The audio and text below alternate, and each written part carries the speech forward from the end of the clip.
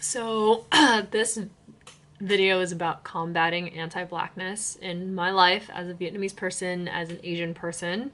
I am a Black Lives Matter supporter, and with that, I also feel like I need to say that Native lives matter, and I would like for some progressive things to happen for the Native American community. I think it's unfair that this land was taken away from them so brutally when it was first being made into a country, and seeing that the country is still around, we have the opportunity to make things right. It's about time.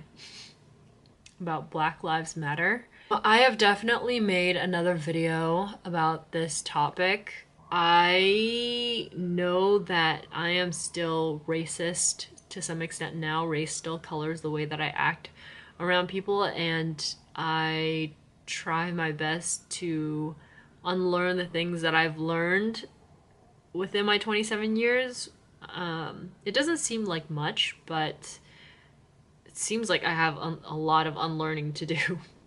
I don't think people are racist in the way that they are part of the KKK. They explicitly have some sort of poster in their house saying like white or light-skinned people are superior, but I can see it in the way that I perceive beauty in that in the community, in the Vietnamese community, it seems like people who are lighter skinned are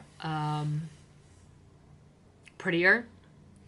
People with like bigger double lid eyes are prettier.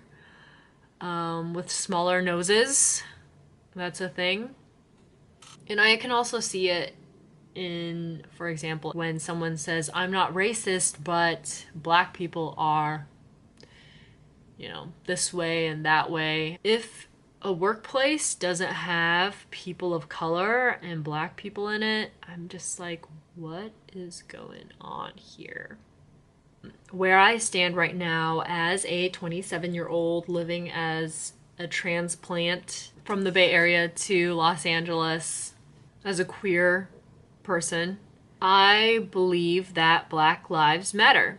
And I believe specifically that Black Lives Matter because it seems like they don't matter as much as other lives. Like, technically, all lives matter, but for Black lives, it seems like it doesn't matter. So I feel like there's a need to say that Black lives matter. Like, I believe in reparations for the descendants of slaves. What sparked this video was that I'm seeing Asian people rap. Also, just seeing like Vietnamese rappers come out, and they're rapping about love, which is cool. And it's one thing to see like white rappers get accolades for doing something mediocre. Or when, the people who created rap, black folks, were harassed for making this music, were put down for making this music, and are still continued to be looked down upon. Whereas if somebody who was white raps, it's a cool and safe thing to listen to.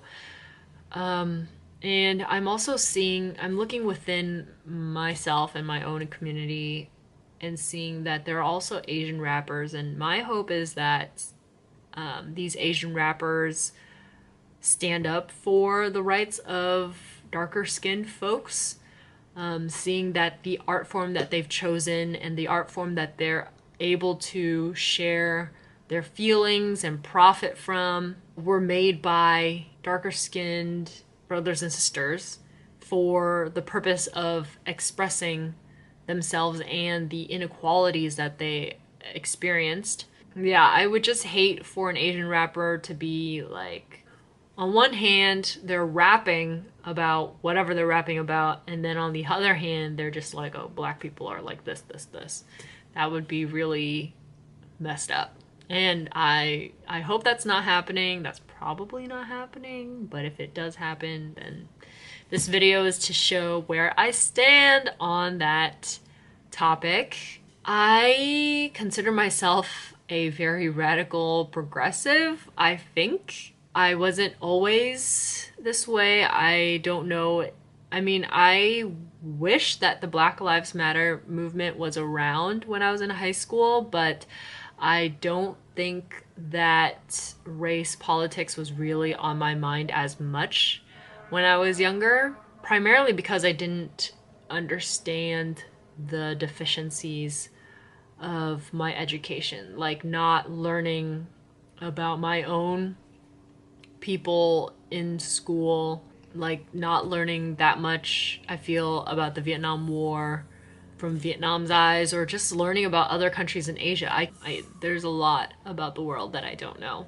I am not proud of my racist moments. Some of them are like, I'm not going to be going into that because I feel very embarrassed that I was ever racist. But I also realize that it was the way that I grew up. It was what I saw on television, the way that people behaved around me, and so I apologize to all the people that I've been racist to.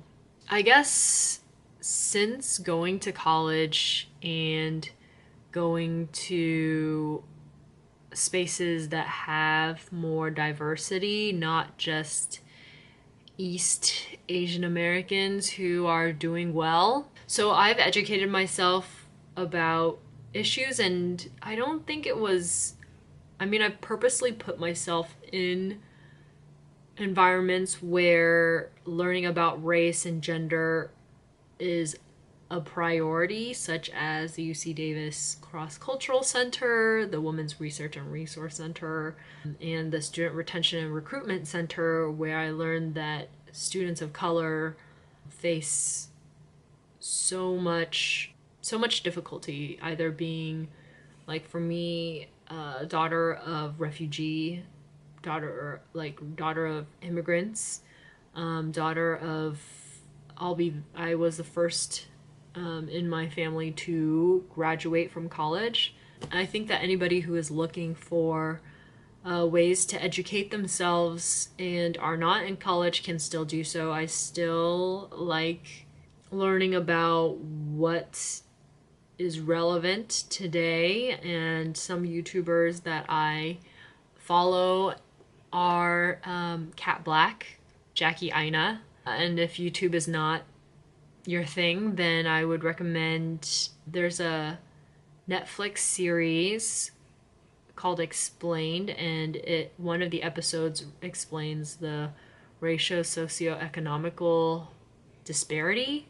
Another good one is a great documentary by Ava DuVernay, and it's called The 13th. Of course, as I mentioned, I am not innocent in trying to co-opt Black culture, Black beauty, and I really won't go into that right now because I'm so embarrassed. I've learned a lot about the biases that I have absorbed in just by living where I was living. I do believe that a community, a society that is more educated about their history knows the brutalities that have happened and is looking to build and be a part of and be a more compassionate member of the community and society. Everybody benefits, especially the person who is trying to be this compassionate person. And I feel like I am better because of the things that I've learned. Like, America is racist. So that's what I'm getting out of this. Yeah, that's all.